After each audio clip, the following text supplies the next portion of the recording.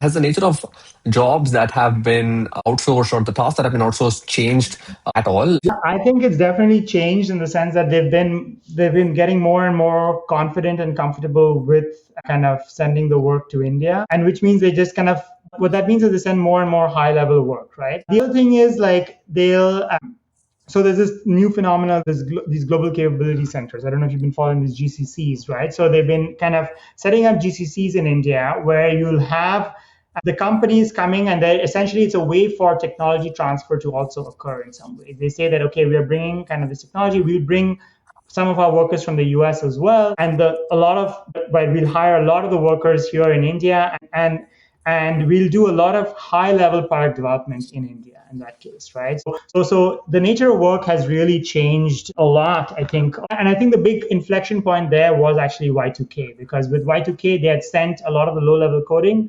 And then they said, oh, like these guys did it so well. They sent all the low level coding that to fix all the Y2K. Back then they were like, oh, Indians did a great job. And I'm really that's sorry. yeah.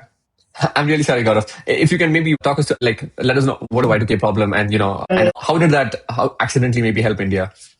Yeah, so basically what happened is, like the computing systems that were set up, right, had a lot of kind of code written in a way that was in some ways probably not as forward looking, that, at the change of the millennium, all the dates would change, right? Like, and so you needed to essentially go in and change a lot of kind of these backend codes, right?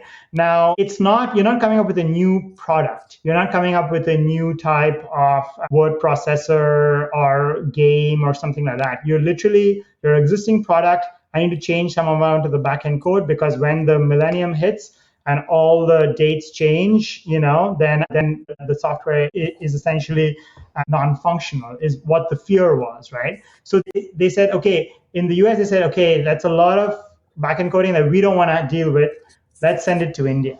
So India did a lot of that work, right? And then we did a really good job of it, right? I mean, people didn't really notice the Y2K, there was really not that much of a kind of effect on stuff, right? And after that, they started sending more and more work, right? Like that kind of really helped build the reputation for kind of offshoring, because before that they had gotten the migrants to the US, but there was this notion that those migrants have to be in Silicon Valley for them to be good coders.